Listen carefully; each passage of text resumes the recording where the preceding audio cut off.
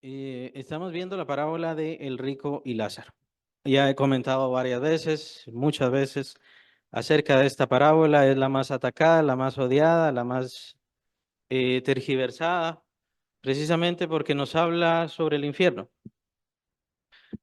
Hablamos hace 2 semanas sobre la entrada al infierno, el poder que tiene el infierno sobre las almas, y el día de hoy vamos a hablar específicamente sobre el infierno. Les pido que abran sus Biblias siempre a Lucas 16, donde tenemos escrita la parábola de el rico y Lázaro. Y empezamos en el versículo 23. Y dice, y en el Hades, esto es el rico, en el Hades alzó sus ojos, el rico avaro, el rico codicioso, el rico que veía a este Lázaro, que era una persona mendiga, una persona que no tenía nada, estaba completamente desposeída y no le daba, pero ni siquiera las migajas que caían de su mesa. Era así, y esa es la expresión que utiliza el Señor Jesús. Utiliza ciertos símbolos, no necesariamente porque quiera decir que así fue la situación, sino para expresar o dar un matiz más correcto de cuál era el carácter de las cosas. En el caso del infierno vamos a ver un matiz así especial más adelante. Pero en el caso del rico, ni siquiera le dejaba que comiera a Lázaro las migajas que caían de su mesa. Era un hombre que todos los días hacía banquete, dice el Señor, todos los días hacía banquete, pero ni siquiera las migajas. Entonces, ¿qué quiere decir eso? ¿Qué trata de hacer entender el Señor Jesucristo? Lo que trata de hacer entender es, vean lo avaro, lo codicioso que es. Esta persona no solamente tenía tantísimo dinero para agasajarse, para hacer fiesta todos los días, sino que a este pobre que hacerle un bien costaba tan poco, no le iba a quitar nada, simplemente con hacerle un bien sería tan fácil para él, ni siquiera así quiso hacerlo. Ese es el uso que hace el Señor de las expresiones y de las formas. El hecho de que el mendigo se llamara Lázaro, muy probablemente quiere decir que sí, existía un Lázaro. Existía un Lázaro y este Lázaro lo conocía el pueblo. Entonces, al decir Lázaro, el mendigo entonces lo conocía. Pero el Señor utiliza sus parábolas y ordena sus parábolas en cierta forma para que se acomoden al sentido que Él quiere hacer, que Él quiere dar, a lo que quiere darnos a conocer. Este hombre en el Hades, Hades ya lo vimos hace 2 semanas, vimos los nombres del infierno y Hades es uno de los nombres, es el nombre en griego del infierno. En el Hades alzó sus ojos estando en tormentos. Y es ahí donde vamos a ver y nos vamos a centrar hoy. Estando en tormentos. ¿Cuáles son los tormentos del infierno? ¿De qué tratan los tormentos del infierno? Empezamos a ver algo del fuego hace 2 semanas, pero lo vamos a ver un poco más. ¿Cuáles son los tormentos del infierno? Nuevamente, si tienen sus lapiceros, si tienen en dónde escribir, les quiero dejar estas citas. No hace falta que las busquen ahora, yo las voy a leer, pero yo les quiero dejar estas citas. ¿Por qué? Porque la Biblia toda nos habla abundantemente del infierno. Les había comentado, ahora incluso están diciendo ni Jesús ni nadie en la Biblia habló del infierno. Todo eso es mentira. Por eso les digo, esta es una de las parábolas más atacadas y el tema del infierno es uno de los temas más atacados. La gente ya no quiere oír nada del infierno. La gente ya no quiere saber nada del infierno. Ahora el problema es que yo puedo pararme frente a un tren y viene el tren contra mí y digo, yo no le creo al tren. Yo no creo que me vaya a hacer nada el tren. Pero ¿qué va a pasar si me quedo ahí y pasa el tren? Tal vez queda una mancha de mí, tal vez. ¿Por qué? Porque lo que se cree es irrelevante a la realidad.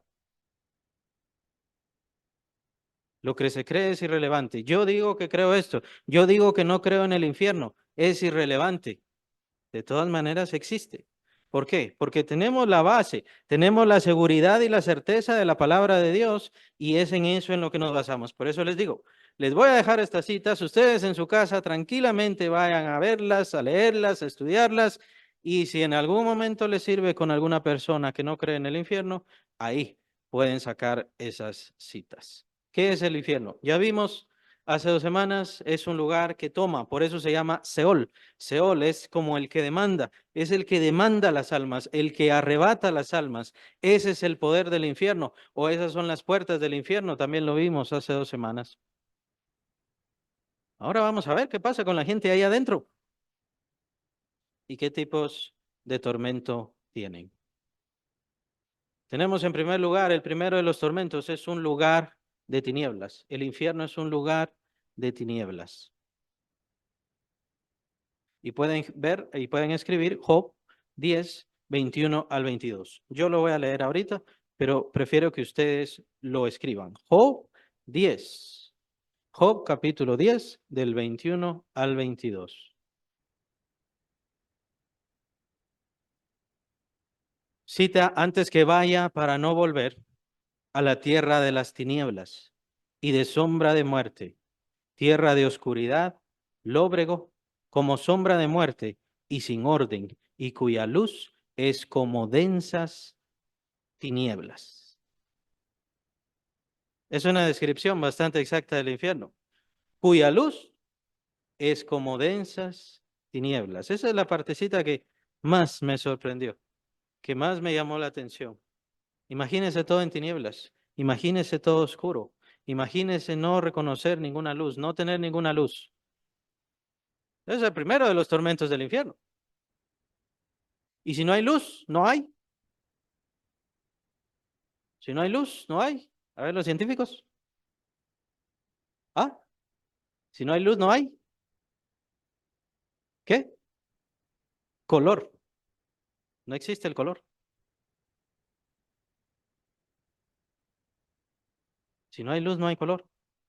Si no hay luz, no hay vida. Ese es el Sheol. Ese es el infierno. Y en este momento estamos describiendo no el lado del paraíso, a donde los ángeles se llevaron a Lázaro. En este momento estamos viendo el lugar de tinieblas, el lugar de tormento a donde se fue el rico. Y a donde todas las almas pecadoras van. Todas las almas pecadoras ahí van. Y como paréntesis, ya no pasa eso con lo del paraíso, pero eso tiene que ver con el Señor Jesucristo y eso lo vamos a ver cuando el Señor Jesucristo, cuando veamos al Señor Jesucristo pagando nuestros pecados en la cruz. ¿Qué pasó con eso? En el momento que el Señor Jesús está hablando, ahí está hablando que hay un lugar que es el paraíso o el seno de Abraham y hay otro lugar que es el lugar de tormento en donde estaba el rico. El mendigo, Lázaro, fue llevado al seno de Abraham. Estaban como contiguos, por así decirlo, había una cima es un abismo, que muy probablemente es el abismo. No voy a hablar sobre el abismo ahora porque no tenemos tiempo. Solamente vamos a ver los tormentos del infierno hoy, es decir, aquellas personas que caen en ese lugar de condenación, esas personas que son arrebatadas sus almas por el infierno, esas personas que ya sabemos ahora que definitivamente no conocieron a Cristo Jesús, ahí tienen que ir a pasar un tiempo. Nuevamente otro paréntesis, no es el lugar de condenación, es un lugar intermedio todavía, es un lugar de espera, es como que fuera la carceleta, por así decirlo. ¿Qué es una carceleta? Una carceleta es donde se deja presa a las personas en lo que están esperando que decide el juez o cómo va su juicio. El juez es quien decide, lo dejo libre o lo condeno, lo meto ya directamente a la prisión. Entonces, eso es el Seol, el infierno. ¿Qué pasa a una persona afuera que no conoce a Cristo, una persona del mundo, una persona que vive en su pecado y muere en su pecado? ¿Qué le sucede? Esto es lo que vamos a ver hoy. En primer lugar, cae en un lugar de tinieblas. Job 38:17 es otro pasaje. Job 38:17, versículo 17. Tal vez es mejor que lo diga así. Job capítulo 38, versículo 17. Ya ustedes saben cómo lo apuntan.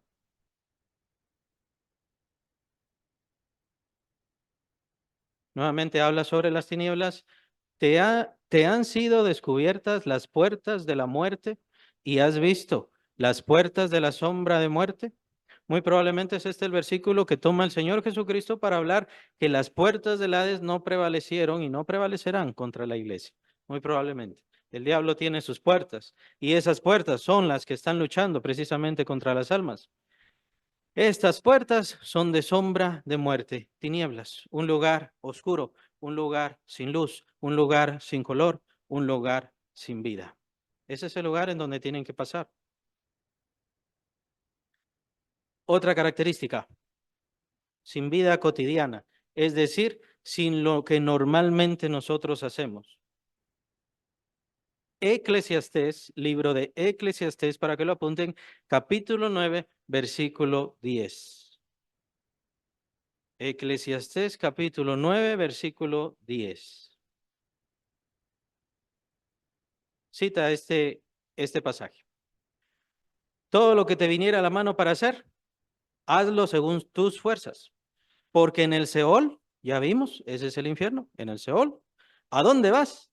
No hay obra, ni trabajo, ni ciencia, ni sabiduría. Allá no hay nada que hacer. Voy a hacer una casa, voy a hacer un refugio. No, no hay nada para hacer. No hay vida cotidiana, así le puse yo, no hay vida cotidiana, no hay algo normal que se pudiera hacer. Esa es la situación del Seol. No se puede pensar en un futuro, no se puede pensar en qué es lo que estamos haciendo acá, no se puede pensar en un progreso, para nada.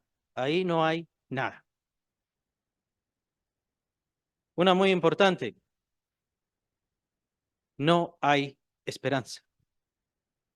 No hay esperanza. Una característica muy importante. Y esta la encontramos en Isaías, capítulo 38, versículo 18.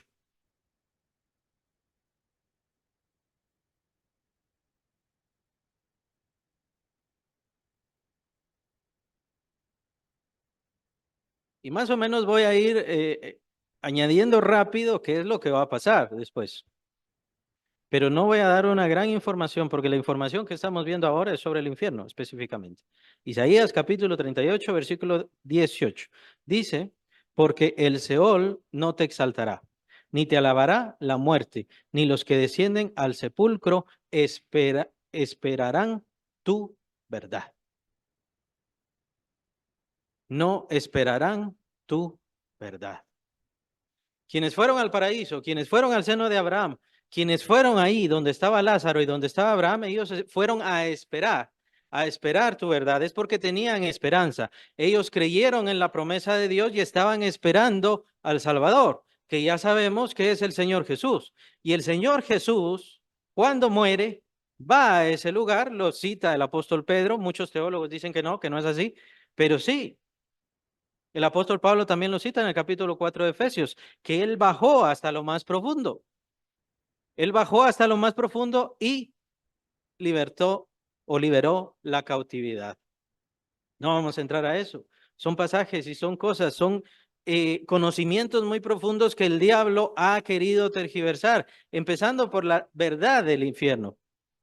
En ese lugar, cuando esas personas mueren ya sin esperanza, se quedan en ese lugar, pero no es simplemente sufrimiento, no es simplemente dolor o no es simplemente fuego. Ya no tienen ninguna esperanza. Van a salir de ahí, como digo, lo voy a decir rápido, van a salir de ahí, sí, van a salir al juicio del gran trono blanco. Es ahí donde se les va a hacer juicio.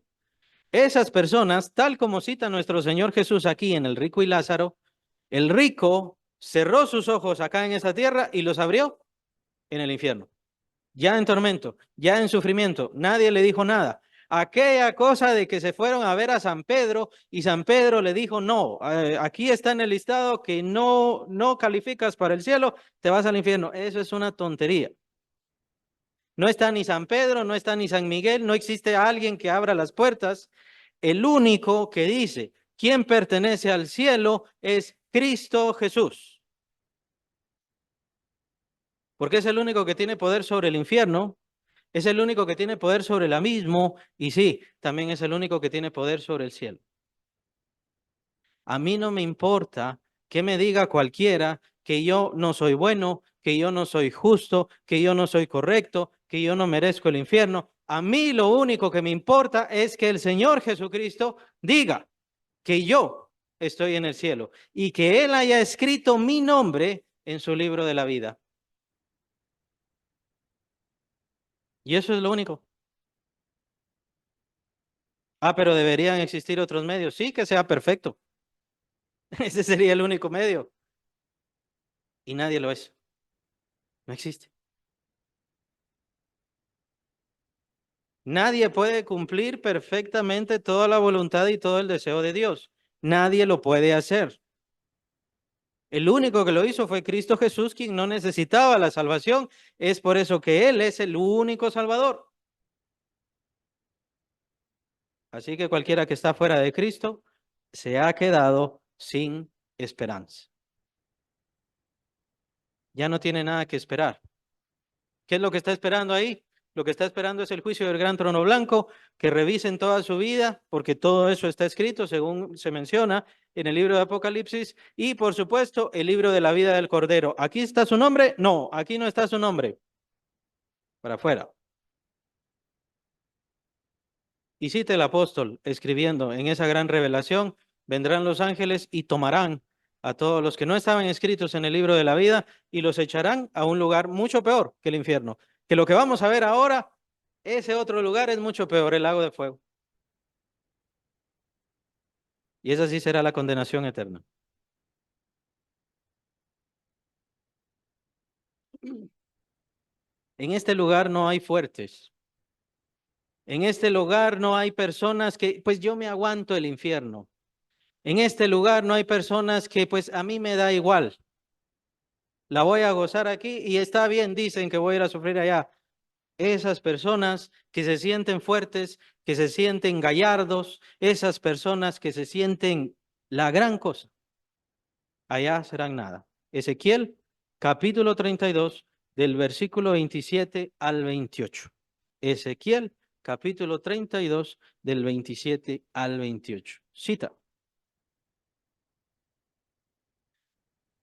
Y no yacerán con los fuertes de los incircuncisos que cayeron, los cuales descendieron al Seol con sus armas de guerra y sus espadas puestas debajo de sus cabezas, mas sus pecados estarán sobre sus huesos, por cuanto fueron terror de fuertes en la tierra de los vivientes. Tú pues serás quebrantado entre los incircuncisos y yacerás con los muertos a espada. Allá no hay valientes, allá no hay grandes, allá no hay grandes generales, allá no hay amigazos del diablo y el diablo los va a mantener bien en el infierno. Allá van a estar llorando y lamentándose, sufriendo y teniendo dolor. Eso lo vamos a ver mejor cuando regresemos a la parábola, porque vamos a regresar a la parábola. Serán consumidos. El lugar, el infierno es un lugar que consume. Salmo capítulo 49 o el Salmo 49, de los versículos del 13 al 14. Versículos 13 al 14.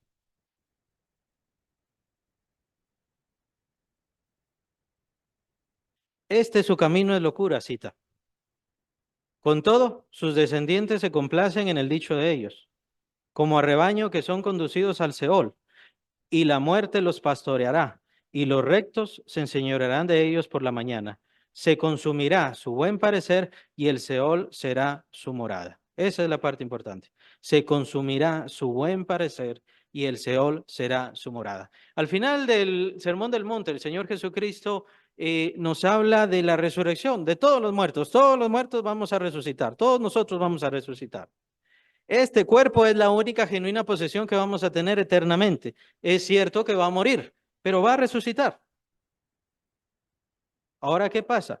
¿Qué pasa con las personas? ¿Qué pasa con las personas que no conocen a Cristo? ¿Qué pasa con aquellas personas que no se refugian en Cristo? Por un lado, se nos menciona de nosotros, que nosotros estamos buscando la gloria, la honra, y es eso lo que vamos a heredar, un cuerpo glorioso, un cuerpo exaltado. Esa es nuestra resurrección, un cuerpo que resplandezca. Será semejante al resplandor de la gloria del cuerpo de Cristo, se escribe. Será algo glorioso y maravilloso. Pero ¿cuál será la resurrección de esas personas? Se levantará un cuerpo, pero un cuerpo corrupto, un cuerpo que esté en constante contaminación, destrucción y ruina por toda la eternidad.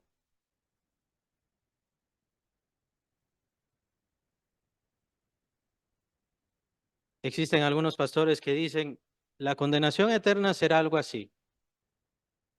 Estas personas que caigan en condenación van a blasfemar a Dios por el lugar en donde están.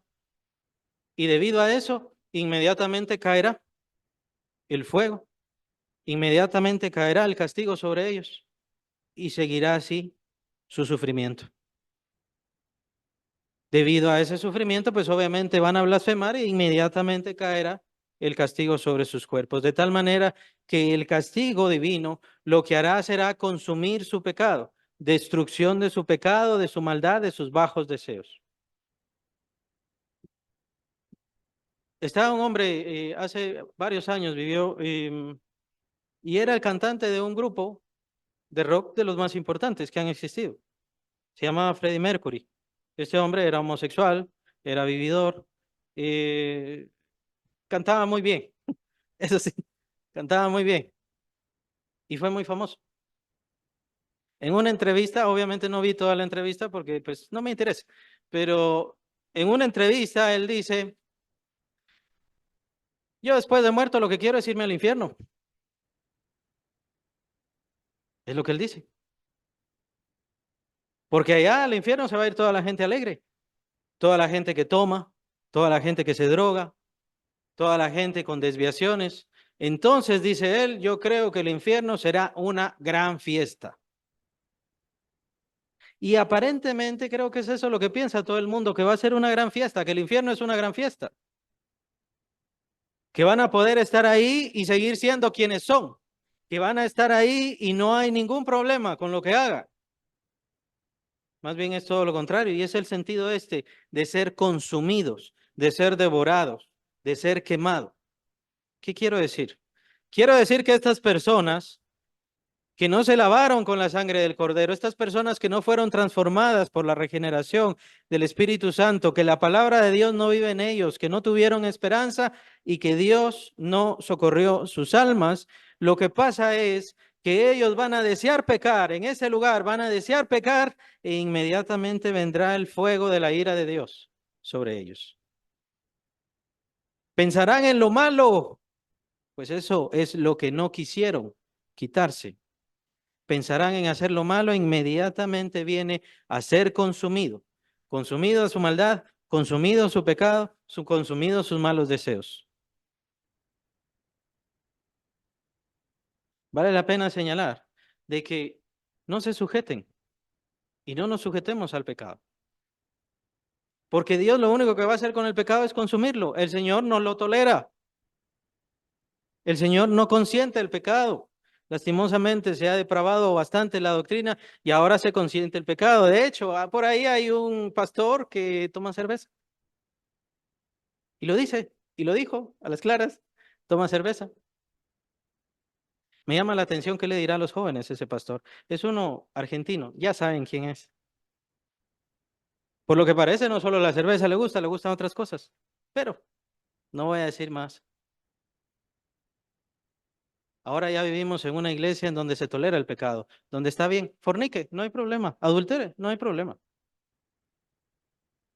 No digo que hay que desechar a los hermanos porque todos somos pecadores, pero está tratando su pecado. A la gente le irrita el pecado y también vivimos en iglesia, y creo que todas las iglesias tenemos eso, a quienes les irrita. ¿Quién se cree que es para señalarme a mí? ¿Quién se cree que es para decirme que yo tengo que cambiar? Les irrita. Ahora, ¿qué pasa? Que Dios va a destruir ese pecado, o por las buenas o por las malas. En el caso de los del mundo, en el caso de las personas rebeldes, de los desobedientes, de los que no conocen a Dios, será por muy a las malas. Y en el caso de este hombre, Freddie Mercury, él ya está ahí en ese lugar, ya está ahí en el infierno y ya se dio cuenta. Su maldad ahí está, porque es parte de su alma. Y se aferró a eso y eso fue lo que él decidió. Pero en el instante que él tiene malos deseos, bajos deseos, que quiere otra vez regresar a lo malo, Viene el fuego de la ira de Dios, viene ese pago, viene esa ira, ese odio de Dios hacia el pecado a consumir esos malos deseos. Y esa es su situación y esa es su condición constante, constante, constante. Serán consumidos. No les queda otra cosa. Será destruida su forma de ser, será arruinada su forma de ser, pero el problema es que tienen un alma eterna. Todos los seres humanos tenemos un alma eterna. Esa alma viene de Dios. Todas las almas son mías, dice el Señor en Ezequiel. Todas las almas son mías, tanto la del Padre como la del Hijo. Todas son mías. Y dice claramente, el alma que pecare, esa morirá.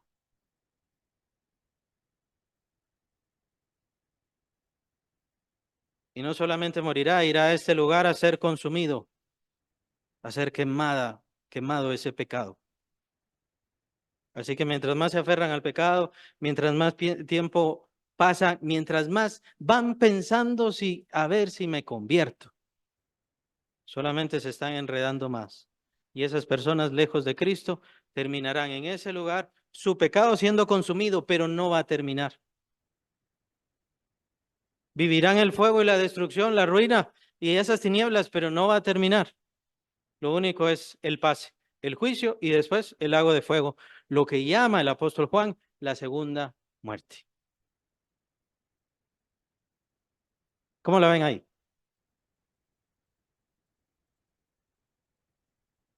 Y no ha terminado, todavía falta.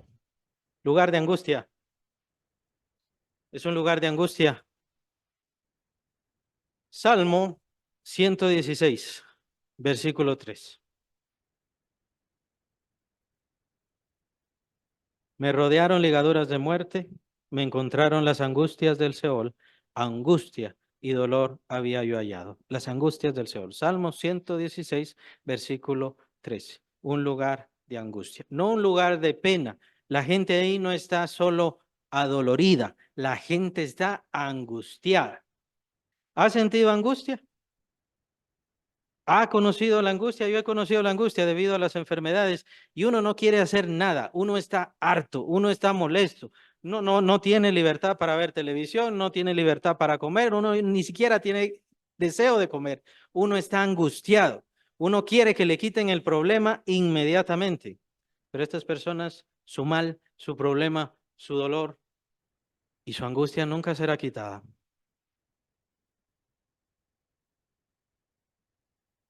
Cuando la angustia se vuelve exagerada, se vuelve en locura. Imagínense cómo estarán esas personas después de un año de estar en el infierno, 2 años en el infierno, una década, 2 décadas. ¿Cómo están? ¿Han visto una persona que sale de la cárcel? ¿Sale normal? Ah, aquí no pasó nada. Salen diferentes, ¿no? Y eso es solo la cárcel. Lugar de fuego. Este pasaje ya lo vimos hace 2 semanas, Deuteronomio 32, 22. ¿En qué consistía ese fuego? Pero lo vamos a recordar, porque el Señor Jesús nos habla claramente que es un lugar con llamas, con fuego encendido. ¿Pero qué fuego es? Es que es el fuego de la ira de Dios. Deuteronomio capítulo 32, versículo 22. Un lugar de fuego. Porque fuego se ha encendido en mi ira y arderá hasta las profundidades del Seol, devorará la tierra y sus frutos y abrazará los fundamentos de los montes. Ahora, ¿qué es lo que dice el Señor? El Señor también entonces nos habla que es un lugar de fuego. El lugar o la palabra que utiliza infierno, se recuerdan, ya lo vimos, es la palabra Jejena. La palabra Jejena era como decir el basurero del tiempo del Señor Jesús. Entonces el Señor Jesús hizo esta figura, esta comparación. El infierno es como el basurero. Es ahí a donde se van a echar todas las almas de los pecadores. Mateo capítulo 5, versículo 22. Pero yo os digo que cualquiera que se enoje contra su hermano será culpable del juicio, y cualquiera que diga necio a su hermano será culpable ante el concilio. Y cualquiera que le diga fatuo quedará expuesto al infierno de fuego. Cuando dice ahí Jesús al infierno, ahí es Jejena. Jejena. ¿Está bien traducido? Por supuesto que sí, está bien traducido. Porque si ahí dijera Gehenna, nosotros no entendemos. ¿Qué es eso de Gehenna? Es por eso que tiene que traducirse infierno, para que nosotros entendamos. Pero Jesús dice Gehenna porque lo entendían perfectamente todos quienes estaban escuchando, que por cierto era la figura de un basurero. ¿Había fuego en ese lugar? Sí había fuego porque se acostumbraba a quemar. Incluso algunos dicen que ahí se quemaban cadáveres. Entonces por eso siempre había fuego encendido en ese lugar. Pero era el lugar de donde se echaba o se sacaba la basura, lo inservible, lo innecesario, lo que ya no vale nada. Es una figura bastante clara y bastante brusca del infierno, pero solamente es una figura, acuérdense, solo es una figura, no es la realidad. La realidad es mucho peor.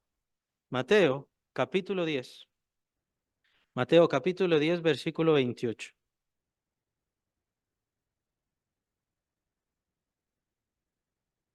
Dice, y no temáis a los que matan el cuerpo, mas el alma no pueden matar.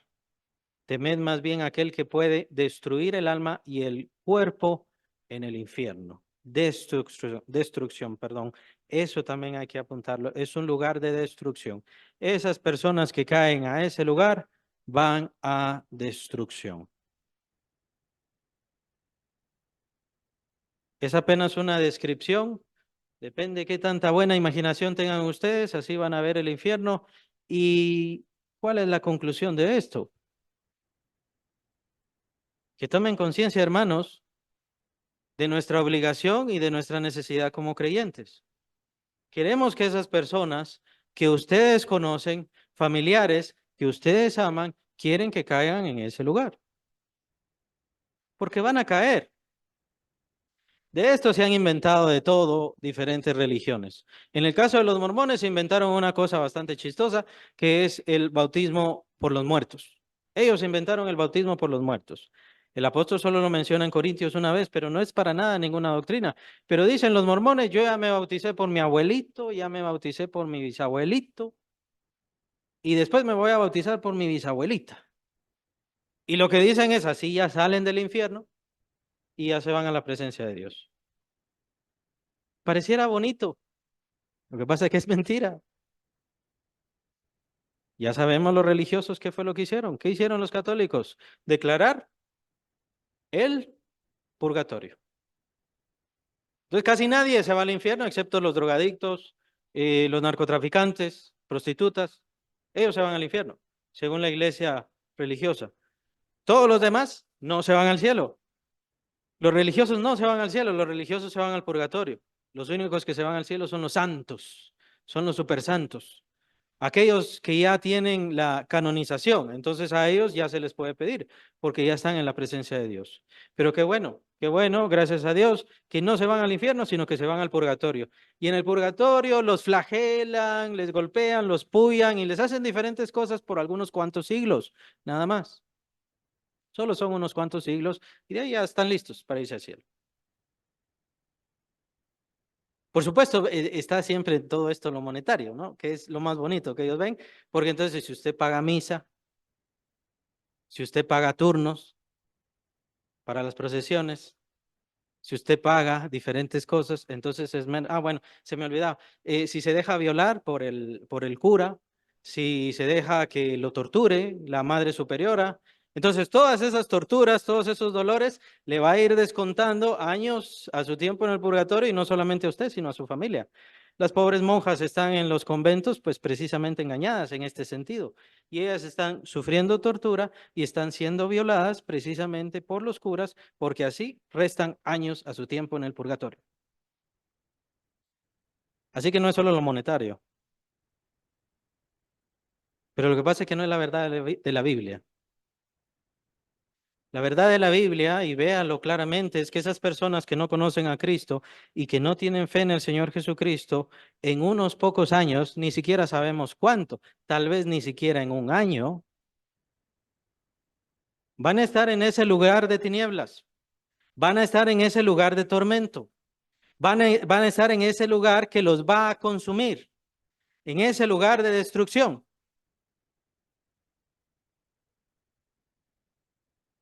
Y sé que hay muchos cristianos porque siempre ha surgido esta pregunta. Y bueno, ¿y qué pasa entonces cuando nos vayamos al cielo y alguno de nuestros familiares no está en el cielo? ¿Qué va a pasar? ¿Se nos va a borrar de la cabeza? Ahora, a mí lo que me llama la atención de esa pregunta es que les preocupa quiénes se fueron ya y a ver cómo va a ser mi eternidad. A ver si el Señor me va a conservar la memoria. ¿No sería más bien y lo correcto y lo sano que si aquella persona se fue sin Cristo y usted ya sabe a dónde va, vea a estas otras personas que sí están en esta tierra y que no han recibido el mensaje y que no conocen a Cristo? Ese es el verdadero problema de un creyente cuando es consciente de la realidad de Dios. Esta persona se le fue. ¿Y qué pasa con aquellos? Ah, es que ya aceptó en unas campañas. Ya dijo que sí. Ya levantó la mano. ¿Es creyente? ¿Es creyente? ¿Es discípulo de Cristo? Ese es el verdadero problema. Por años, algunos cuantos años fue a la iglesia. Entonces sí, el Señor le tiene que dejar pasar. No, porque no tiene fe. Acepta solo cuando hay encuentros. Ahí recibe a Cristo. Le encanta la música cristiana y en su casa es eso lo que escucha. Los domingos, en lugar de pertenecer a una iglesia, de hacerse parte de una iglesia, se pone a oír música cristiana. Ah, sí, es cristiano, por supuesto que sí. Se está engañando. Esa persona se está engañando y lo peor es que hasta los mismos creyentes se están engañando. Y no es por ser legalista. No se trata de dejar los pecados. Se trata de tener fe. Y fe no se trata de yo creo. Por supuesto que sí, yo creo. Fe tiene que ver no solamente con saber, con creer, sino que tener convicción, tener entrega, tener devoción. Versículo 1 del capítulo 11 de Hebreos lo dice claramente, es una convicción. Yo por esto voy a vivir, esto domina mi vida y por esto incluso estoy dispuesto a morir. ¿Quieren verlo más fácil? Es como una convicción de soldado. Un soldado tiene tal convicción, tiene tal seguridad que incluso está dispuesto a morir y muchos han muerto hasta por su bandera. No por su país, nada más en sí, sino por su bandera. Eso es convicción. Eso es convicción. ¿Quiénes tienen convicción en el Evangelio? Todos aquellos que entregaron su vida por este libro. Entregaron su sangre, sufrieron torturas, los asesinaron, los torturaron, hicieron cosas espantosas con ellos por guardar la Biblia, por pregonar la palabra, por entregársela a otras personas, por traducirla. Los cristianos, la gran mayoría de hoy, ni siquiera la leen, pero tienen convicción. ¿Será? No digo que no sean creyentes, pero vean cómo se van fallando las cosas. Tengo convicción, pero no leo la Biblia. Tengo convicción, pero no oro. Tengo convicción, pero me aburre estar en el templo. ¿En serio tiene convicción? No le digo para que se vaya, sino para que se revise de verdad. ¿Tengo convicción? Por supuesto, entonces no me sorprende que a la par de usted haya personas conocidas que están encaminados a la condenación, a este infierno de fuego, a esta destrucción, y a usted, su corazón no le dice nada. ¿Se dan cuenta, hermanos, que el Evangelio es una situación de conciencia? Es algo que tiene que hablar a nuestros corazones individualmente. El Señor no nos está diciendo que nos tenemos que meter a seminarios o a cursos de universidad. Tenemos que presentarle el Evangelio a las personas simplemente para que se libren de este lugar espantoso de condenación y ruina. Pero yo no tengo tiempo. No tiene tiempo. Solo aquella persona sabe evangelizar. ¿Usted sabe evangelizar? Usted puede incluso profetizarle a otras personas. Hablándole de la palabra de Dios, usted puede profetizarle a otras personas porque usted tiene el Espíritu Santo. Pero ya depende de usted si le quiere hacer caso.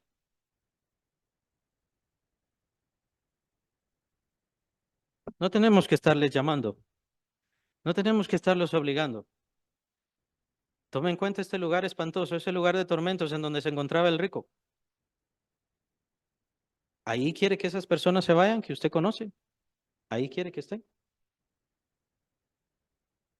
El rico le dice, lo voy a parafrasear ahorita por cuestión de tiempo, pero el rico le dice a Abraham, dile a Lázaro que moje su dedo en agua y que apenas toque mi lengua, porque estoy muy angustiado en esta llama. Esa es una figura del Señor Jesucristo. Es una figura elemental. ¿Saben para qué? Para hacernos entender que en el infierno no existe ni siquiera el consuelo que puede dar una gota de agua.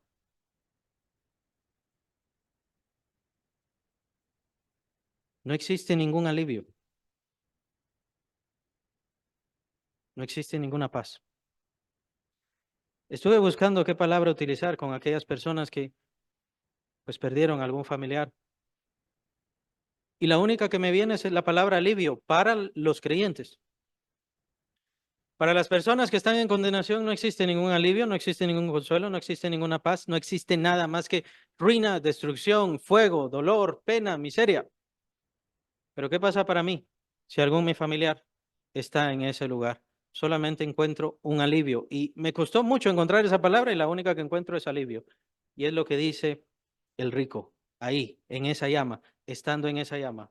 Lo que dice el rico es que alguien le diga a mis familiares que le hablen de este lugar para que no vengan aquí. ¿Qué pasa con esos sus familiares que no conocieron a Cristo y que se han perdido? Esos familiares no quisieran que usted estuviera ahí. Es el único alivio que hay para el creyente. Así que no diga, pues se me fue tal persona, entonces yo me voy a ir ahí al infierno. De todas maneras, es un lugar de locura, de ruina. Ahí no va a encontrar una familia. Ahí no va a seguir su vida en familia. Nada. Ahí no hay nada de vida. Pero esa persona no quisiera que usted estuviera ahí en ese lugar. Es el único alivio que hay.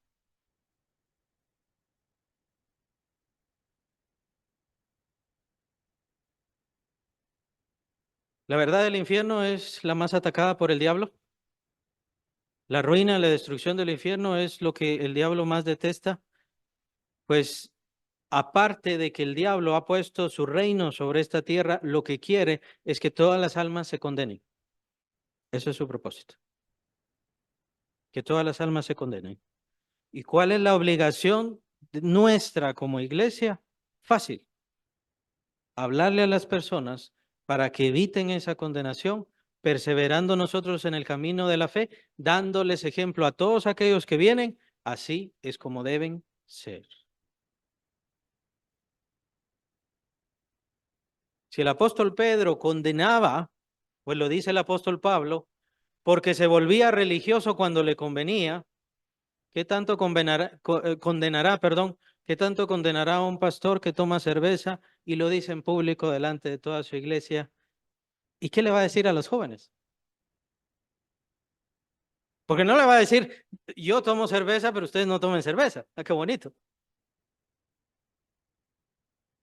Tomen una nada más y así no se van a emborrachar. El problema es emborracharse. Algo así será.